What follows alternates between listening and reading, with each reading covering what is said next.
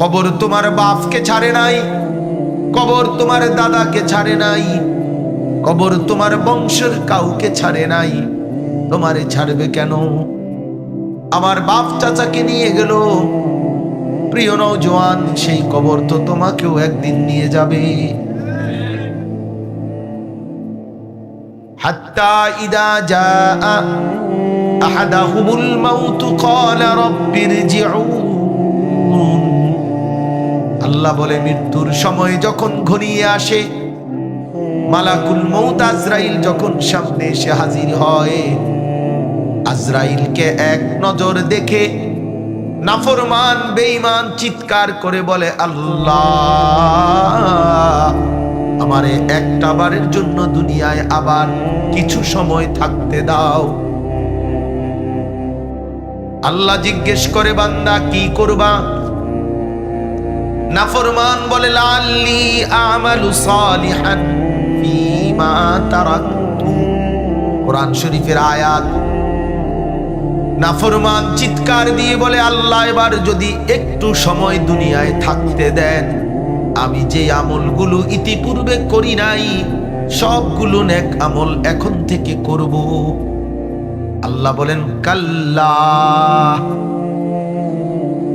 কাল্লা, না বান্দা, কখনোই না।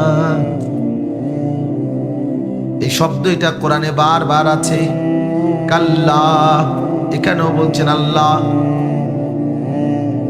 কাল্লা সাউফা তা'লামুন, সাবধান বান্দা, কখনোই হবে না। যত বড় দুনিয়ায় সাজাও না কেন, বিল্ডিং যত মজবুত হোক না কেন, দুনিয়া ছেড়ে দিতেই হবে। কখনোই তুমি থাকতে পারবা না। ইন্নাহা কালিমাতুন হুয়া কাইলুহা। আল্লাহ বলেন, মালাকুল মউত আজরাইলকে দেখে দুনিয়ায় থাকতে চাওয়া, এটা তোমার একটা কথার কথা। আমি যদি আবারও তোমাকে ফেরত দেই, আবারও তুমি নাফরমানিতেই লিপ্ত থাকবা। 60 বছরে ফিরতে পারলা না নাফরমান, বুঝ হয়ে গেছে বেঈমান, আর তুমি ফিরবা না। এজন্য বন্ধু, ফিরতে চাইবেন, এই সময়ের কথা মনে পড়ে। প্রিয় যুবক, কিশোর, নওজোয়ান ছেলেরা, তোমাদেরকে এই রাত মনে পড়ে। এই যে বছরের পর বছর, দিনের পর দিন ফজরের নামাজ পড়ো না, খোদার কসম, এই সময়ের কথা একদিন মনে পড়ে।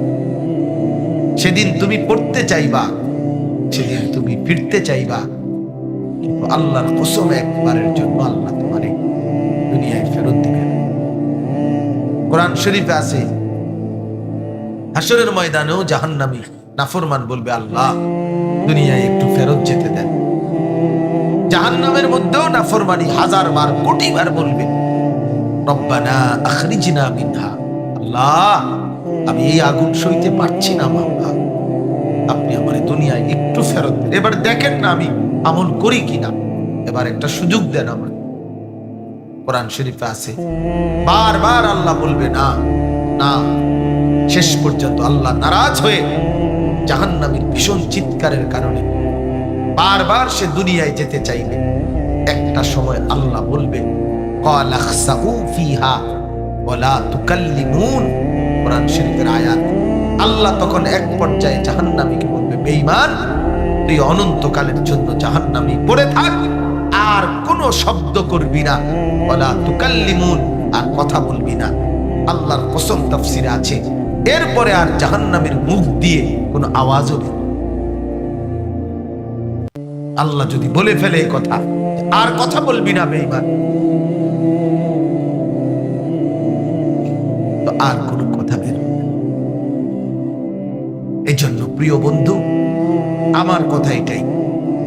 আসলাম আর গেলাম, একজন পরিচিত হুজুরের ওয়াজ শুনলাম, দেখে আসলাম, এগুলো কোনো বিষয় না। বরং আমরা রাত গভীরে, আমরা প্রত্যেকে এই ঠান্ডা কুয়াশার মধ্যে নীরবে, এই ছেলে, এই লাইট এটা বন্ধ করে বেটা, এই বেটা, অপদার্থ কথাকার বেটা, বলছি না বেটা মোবাইল বন্ধ করতে, বেটা নিচে নামাই। কিছু মানুষ চূড়ান্ত অসভ্য, মনে রাখবেন, চূড়ান্ত। মানে মোবাইল যার কলিজার ভিতরে ঢুকে গেছে, রক্তের সাথে যার মিশে গেছে, সে মোবাইল থেকে তার একটা হাতও যদি আপনি খুল্লা লান, একটা পাও যদি খুল্লা ফেলেন, এ মানতে রাজি, মোবাইল থেকে সে আলাদা হইতে রাজি। এই হলো জিন্দিগি। আহা, এই অসভ্য জিন্দিগি একদিন তোমার করে ফকির বানাবো। মনে রাখো বাবা, একদিন ফকির বানাবো। রাজপ্রাসাদের সম্পদও শেষ হয়, রাজার ভান্ডারও ফুরায় যায়। রাজার ভান্ডার ফুরায় না, রাজার ভান্ডারও ফুরায় যায়। মান ইয়াহদিহিল্লাহু ফালা মুদিল্লা লাহু ওয়া মান ইউদ্লিলহু ফালা হাদিয়া লাহু ওয়া নাশহাদু আল্লা ইলাহা ইল্লাল্লাহু ওয়াহদাহু লা শারীকা লাহু ওয়া নাশহাদু আন্না সাইয়্যিদানা ওয়া হাবিবানা ওয়া মাওলানা মুহাম্মাদান আবদুহু ওয়া রাসূলুহু। আম্মা বা'দ فأعوذ بالله من الشيطان الرجيم. بسم الله الرحمن الرحيم. كلا إذا دكت الأرض دكا دكا وجاء ربك والملك صفا صفا وجيء يومئذ بجهنم يومئذ يتذكر يومئذ يتذكر الإنسان وأنى له الذكرى يقول يا ليتني قدمت لحياتي فيومئذ لا يعذب عذابه أحد ولا يوثق وثاقه أحد. يا أيتها النفس المطمئنة ارجعي إلى ربك راضية مرضية فادخلي في عبادي وادخلي جنتي. صدق الله مولانا العظيم. وقال نبينا صلى الله عليه وسلم الكيس من دان نفسه وعمل لما بعد الموت والعاجز من أتبع نفسه هواها وتمنى على الله. اللهم صل على محمد وعلى آل محمد كما صليت على إبراهيم وعلى آل إبراهيم إنك حميد مجيد. اللهم بارك على محمد محمد وعلى آل محمد كما باركت على إبراهيم وعلى آل إبراهيم إنك حميد مجيد سبحانك لا علم لنا إلا ما علمتنا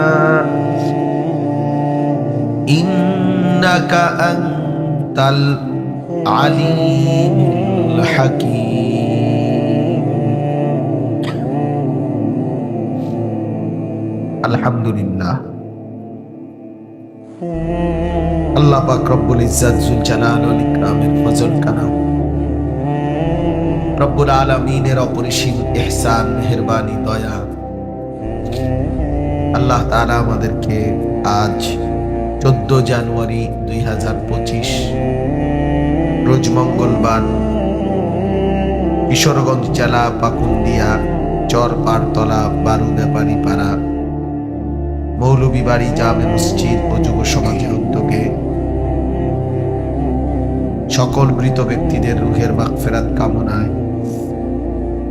আজকের এই 20তম বার্ষিক তাফসীরুল কোরআন মাহফিলে আল্লাহ তাআলাই আমাদেরকে আসবার বসবার আল্লাহর জন্যই জমা হওয়ার তৌফিক দান করেছেন। এজন্য আমরা সকলেই বলি আলহামদুলিল্লাহ। মুআজ্জাজ মুহতারাম হাজিরিন, আজকে 2 দিন ধরে আমার খুব অসুস্থতা, সর্দি, ভীষণ ঠান্ডা, কাশি। আমি টাঙ্গাইল থেকে কিশোরগঞ্জ আসছি, কিশোরগঞ্জ থেকে আজকে এখানে আসলে ইচ্ছা করলেই একটা মাহফিল মানা করে দেওয়া যায় না। প্রতিটা মাহফিলের পিছনে অনেক কষ্টের আয়োজন থাকে, অনেক আশা আকাঙ্ক্ষা মাহফিলের ইন্তজাম করা হয়। কারো 5 টাকা, কারো 50 টাকা, প্রত্যেকের কাছে ঘুরে ঘুরেই একটা মাহফিলের জন্য কালেকশন করে। এই পোস্টার, মাইক, ক্যান্ডেল, ওলামায়ে কেরামকে দাওয়াত দেওয়া, সব কিছুই অনেক পেরেশানি করে করতে হয়। এই জন্যই আসলে এই ঠান্ডা সর্দি প্রচন্ড অবস্থা নিয়েও আবার আসতে হয়েছে। আপনাদেরও কষ্ট হচ্ছে, আপনারা লম্বা সময় ধরে বয়ান শুনতেছেন, বাইরেও প্রচন্ড কুয়াশা, ঠান্ডা। আবার কিছুটা রাস্তা আমি মোটরসাইকেল দিয়ে আসতে হয়েছে। তো আপনাদের কাছে আমার অনুরোধ, এই মাহফিলে আলহামদুলিল্লাহ আমি ইতিপূর্বে আরো 2-1বারও আসছি। আমার প্রিয় ছাত্র মাওলানা ইলিয়াস, সে আমার দীর্ঘদিনেরই ছাত্র এবং দীর্ঘদিন যাবৎ খালেস মহব্বত করে যে কয়েকজন ছেলে আমাদেরকে, এর মধ্যে সে একজন, সব সময় আমাদের সাথে সাথে থাকে, আমাদেরকে আন্তরিকভাবে মহব্বত করে। ওই মহব্বতের দাবিতেই আপনাদের কাছে আসা। আল্লাহ তাআলা আমাদেরকে প্রত্যেককে উত্তম বিনিময় দান করে। পবিত্র কোরআনুল কারীমের 30 নম্বর পারা, কোরআনুল কারীমের 89 নম্বর সূরা, 89, 8, 9। এই সূরাটির নাম হলো সূরায়ে ফজর। এই সূরার শেষ 10টি আয়াত 21 থেকে 30 আমি আপনাদের সামনে তেলাওয়াত করেছি। ভাই ওইখানে জায়গা আছে, ওই কোনায় ঢোকো ভাইয়া, নওজোয়ান ওই ভিতরে জায়গা আছে, বাপ তো জায়গা করে দেন ছেলেদেরকে। তো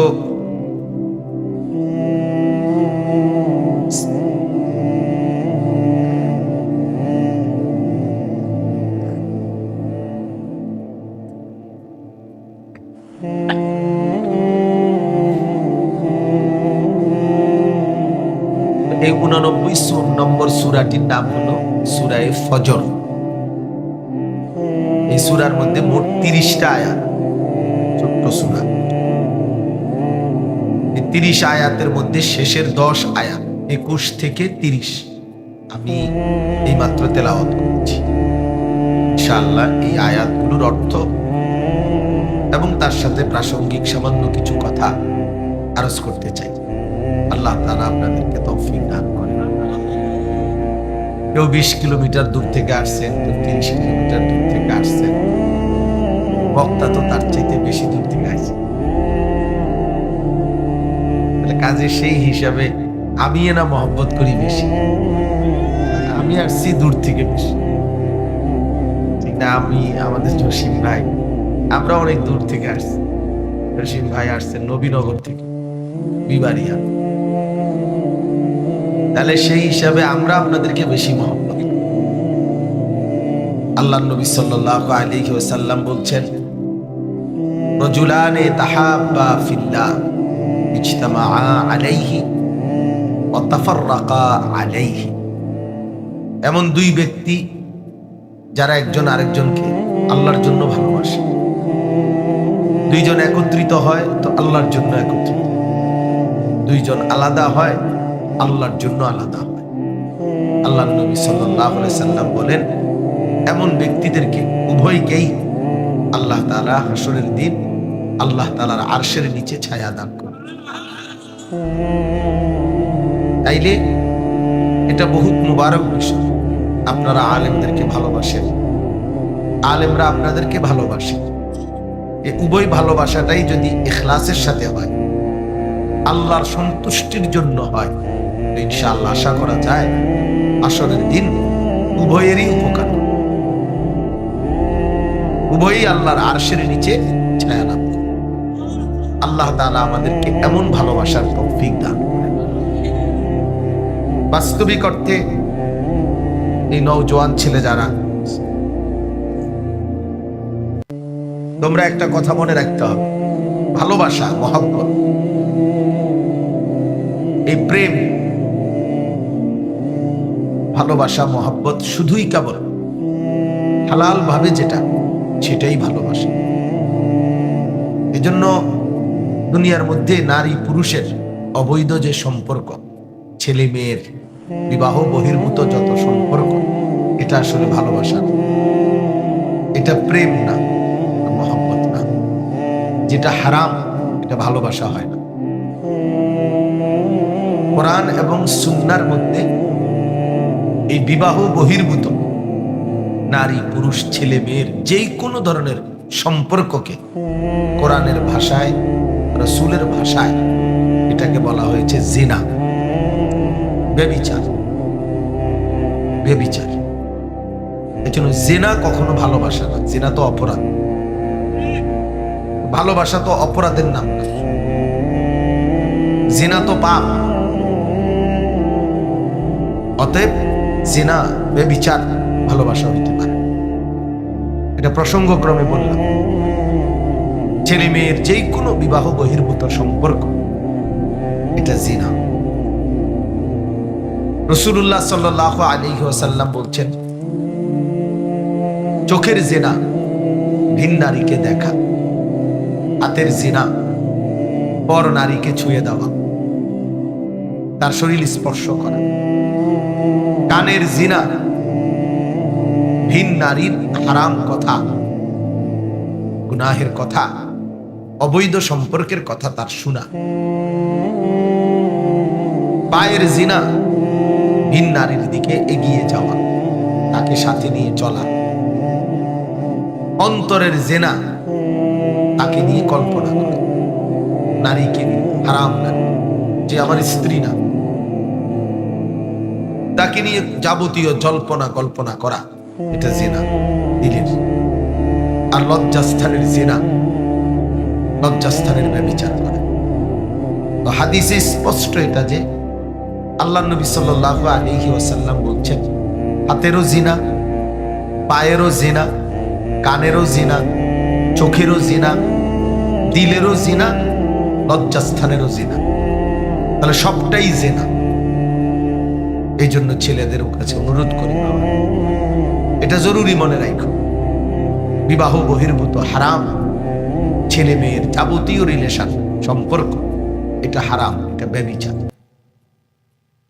তুমি যে বিবাহের আগে যে নারীকে পছন্দ করো, যে মেয়েকে তুমি মনে করতেছো আমি তো জিনা করি নাই, আমি এমনি পছন্দ করি, তার সাথে কথা বলি, তার দিকে তাকাই, দেখি, শুনি, না এটাও জিনা। তুমি ব্যভিচারী, ওই মেয়েও ব্যভিচারী। আর আল্লাহর কসম, যে ব্যভিচারী সে খবিস।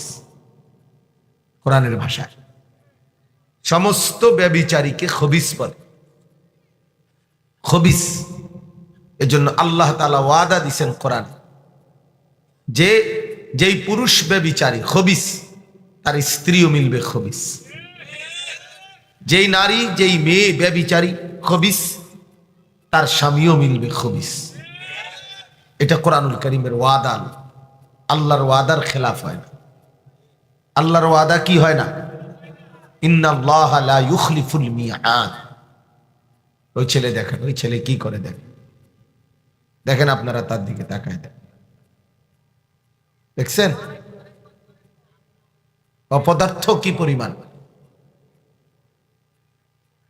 ভাইয়া, কেউ হাতের যে মোবাইল নামায় ফেলো, নামায় ফেলো ভাই, এমনি শুনো, এমনি মনোযোগ দিয়ে চেহারার দিকে তাকায়া, এতে বরকত হবে। আমরাও আসলাম, আপনারাও আসলেন, তাহলে এখন তো আমরা উপস্থিত, এখন মাঝখানে মোবাইলটা ধরে রাখার কি দরকার? এই জন্য প্রিয় ভাই, মোবাইলটা নামায় ফেলো, বরকত হয় না। শুধু একজন বক্তা দেখে গেলাম, আবার যার যার মতো চলে গেলাম। দোস্ত, এই আসারও কোনো ফায়দা নাই, এই যাওয়ারও কোনো ফায়দা নেই। কারো পরিচিতি দিয়া কারো কিচ্ছু আসে না। মনে করেন আমারে এখন অনেক মানুষ চিনে, কথার কথা, তো কি আপনার লাভ কি? আমারে যদি বাংলাদেশের 10 কোটি মানুষও চিনে, আপনার কি লাভ? আর না চিনলে আপনার কি লাভ? এজন্য আমি নিজের জন্য, আমার পরিবর্তন, আমার আখেরাত, আমার কবর, আমার পরকালের ফিকির, আমার সংশোধন, এটা হলো আমার ডিউটি। অমুকের সবে চেনে না, না চেনে, এটা দিয়ে আমি করবো কি? এটা দিয়ে আপনি করবেনটা কি? কোরআন শরীফে মনে করেন 25 জন নবী এবং রাসূলের নাম আছে। 25 জন। কতজন? তো নবী রাসূল কি মোট 25 জন? তো বাকিদের নাম যে নাই, বাকিদেরকে যে চিনে না কেউ। অন্যান্য কিতাবে মিলাইলে আরো নাইলে 20-50 জনের নাম পাওয়া যাবে। তো 100-200 নবীর নামও তো খুঁজা পাওয়া যাবে না নাম কিতাবে। তো 1,24,000 নবী এবং রাসূল, কই ওনাদের নাম কই? ওনাদের নাম তো নাই বাবা পৃথিবীতে, কারো কিতাবেই নাই, কোনো কিতাবে নেই। তাহলে ওনারা ব্যর্থ? কথা বলেন না কেন? ওনারা বিফলে গেছে? তো এই কথাটা বুঝাইতে, আমাদের নবী সাল্লাল্লাহু আলাইহি ওয়াসাল্লাম 1.25 লক্ষ সাহাবীর সামনে, এটা সরেল হয়েছে, 1.25 লাখ সাহাবীর সামনে নবীজি বিদায় হজ্জের ভাষণ দিছেন আরাফাতের ময়দানে। হজ্জে 1.25 লাখ কত কোন? 1,25,000। এখন পৃথিবীর কোন কিতাবে 2-4-5 হাজার সাহাবীর নাম নাই। 5,000 হইতো না, এখানে সব বাড়ি সালান দিয়েও যদি আপনি খোঁজেন 5,000 সাহাবীর নাম নাই। 313 জন বদরি সাহাবীর নাম, বদরের যুদ্ধে অংশগ্রহণ করছে যারা, ওনাদের নাম আছে একসাথে। আর অন্যান্য আরো কিছু নাম, এই 1000-2000 হবে। তাইলে আপনি ধরেন 5,000 সাহাবীর নাম মনে করেন আমরা খুঁজে পেলাম, আমরা জানলাম। শুধু বিদায় হজ্জের মাঠে যেই সাহাবী 1,25,000, তো সবাই তো আর ওই বছর হজে গেছে গানা। যেমন আজকের এই মাহফিলে তো পুরা ইউনিয়নের সব ছোট বড় জোয়ান বুড়া সব আইলেছে তো নাকি? তো বাকি আইসা বলছে, সবাই আইসা বললে জায়গা হবে। তাইলে 1.25 লক্ষ সাহাবী তো হজে না আসছে, তো হজ তো আর বাচ্চার উপরে ফরজ হয় না। তাহলে হজ আর আসে নাই, তো এরকম আরো বহুত সাহাবী আছে না, তো হেগরে রাখেন। এরারই 5,000-এর নামও যদি পৃথিবীবাসী আমরা জানি, তো বাকি 1,20,000 সাহাবীর নাম কই? বাড়িঘরের গুলা বাদ দিলাম, ওনাদের নাম তো কেউ জানে না। তো জানে না, তো চিনে না, তো ওনারা ব্যর্থ, এই কথাটা আমাদের এটা বোঝা উচিত। আল্লাহর ইচ্ছা, আল্লাহ তাআলা কাউকে বেশি মানুষের সামনে বলার যোগ্যতা সুযোগ দিছে, কাউকে আল্লাহ 10 জনের সামনে বলার সুযোগ দিছে। দুইটাই গনিমত মনে করা উচিত। আমার আল্লাহর কথা আমি বলতে সুযোগ পাইছি, হোক একজন শ্রোতা, অসুবিধা কি? আমি আল্লাহর জন্য বলি, আল্লাহর জন্য বলি।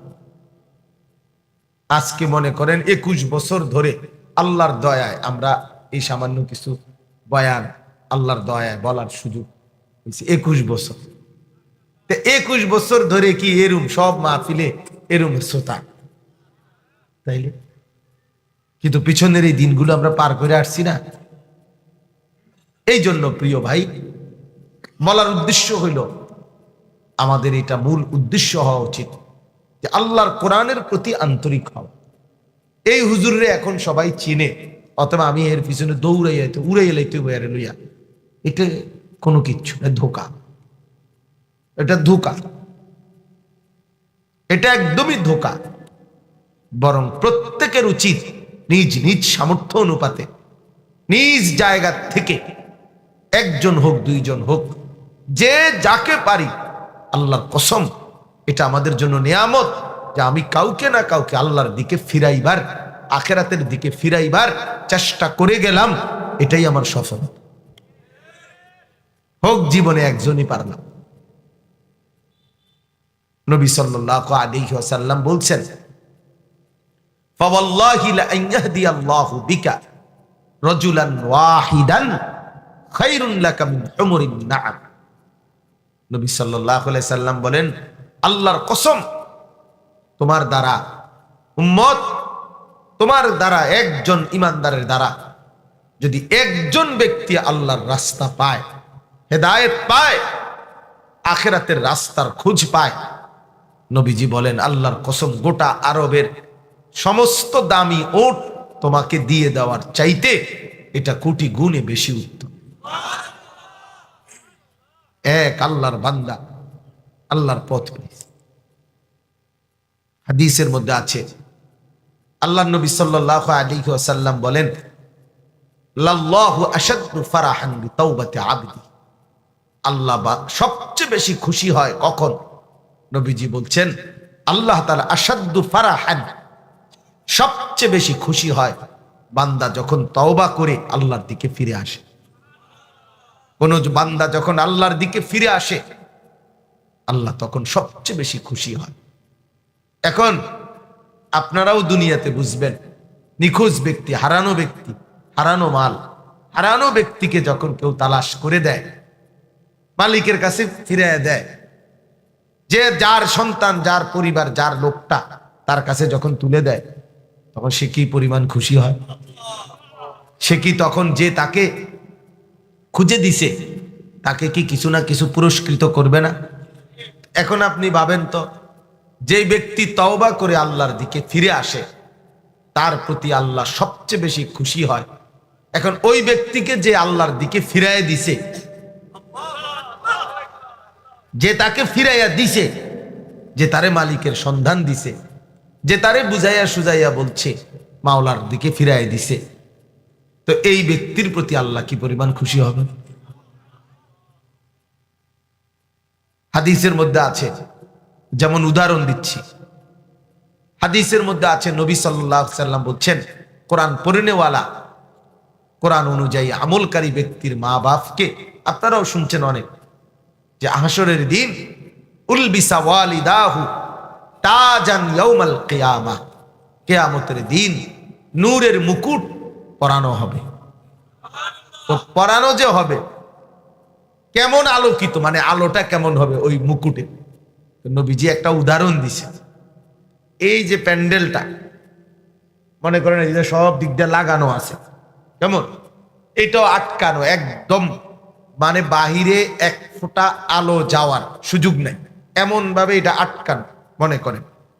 এই অবস্থায় এটার ভিতরে আসমানের ওই যে সূর্যটা, এই সূর্যটা যদি এখন ডাইরেক্ট এই লাইটের মতো এখানে ফিট করে আর বাহিরে আলো যাওয়ার সিস্টেম নাই, তাহলে ভাবেন তো এটার ভিতরে আলোটা কেমন হবে।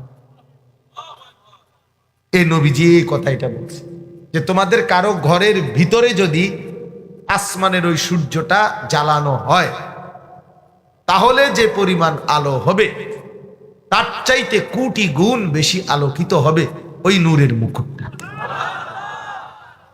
দাউহু আহসানু মিন দাউইশ শামস ফি বুয়ুতিকুমুদ দুনিয়া লাউ কানাত ফীকুম। বুঝি বলছি। আচ্ছা, আমার বলার উদ্দেশ্য হলো এরপরের কথাটা নবী কি বলছেন, এরপরে হাদিসের অংশ হলো আল্লাহ নবী সাল্লাল্লাহু আলাইহি সাল্লাম বলেন, উম্মত তাহলে যে আল্লাহর কোরআন পড়লো, কোরআন অনুপাতে আমল করলো, তার মা বাপকে যদি আল্লাহ এই সম্মান দেয়, ফামা যন্নুকুম বিল্লাযী আমিলা বিহাযা, এই কথাটা বুঝাইতে চাই। নবী সাল্লাল্লাহু আলাইহি সাল্লাম বলেন তাহলে ভাবো তো যার মা বাপকে এত বড় সম্মান করা হবে, তো যে আমলটা করলো, যে কোরআনটা পড়লো, তাকে আল্লাহ তাআলা কি মূল্যায়ন করবে, কি সম্মান দিবে, এটা আমি আর বললাম না, তুমি আন্দাজ করো। বুঝেন নাই কথাটা? তার মা বাপরে যদি এত বড় দাম দেয় তো তাকে বেশি দিবে না কম?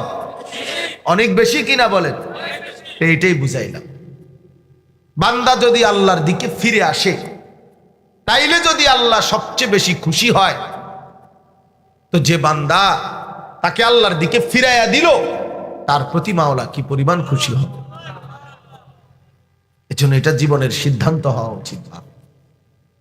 আপনার ছেলেটাকে আপনি নামাজের দিকে ফিরাই দিলেন, আপনার মেয়েটাকে আপনি আখিরাতের সন্ধান দিয়ে দিলেন, আপনার স্ত্রীকে আপনি নামাজি বানাইবার জন্য জীবনভর চেষ্টা করে গেলেন।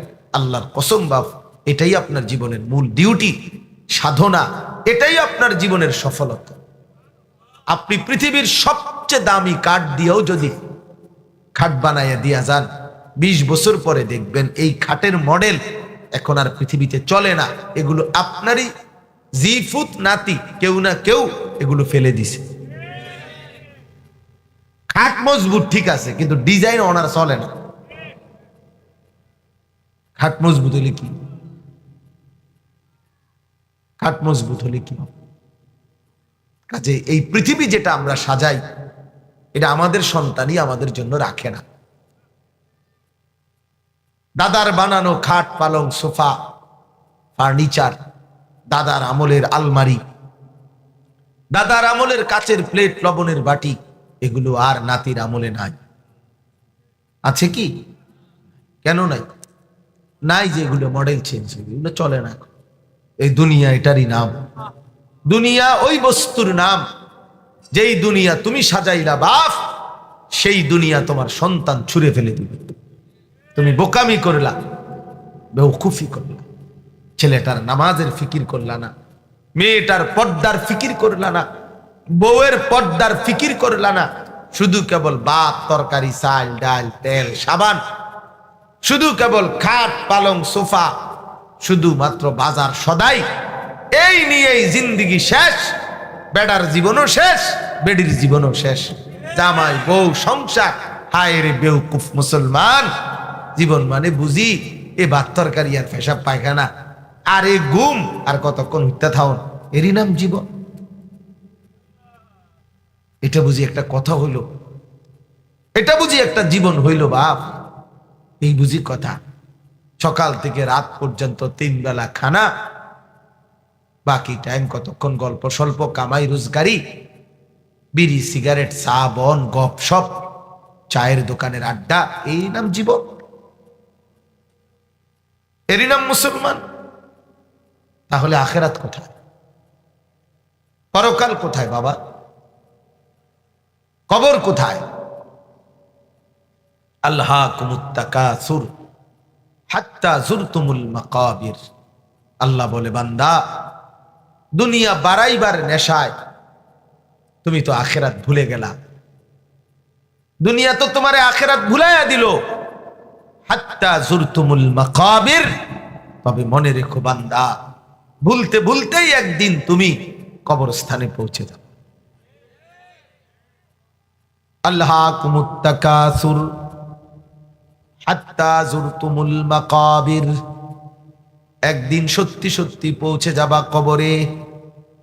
কাল্লা সাউফা তা'লামুন, সেদিন আমি আল্লাহ কবরে এনে তোমারে বুঝাইয়া দেব বান্দা আমার প্রতিটা নাফরমানির শাস্তিটা কি।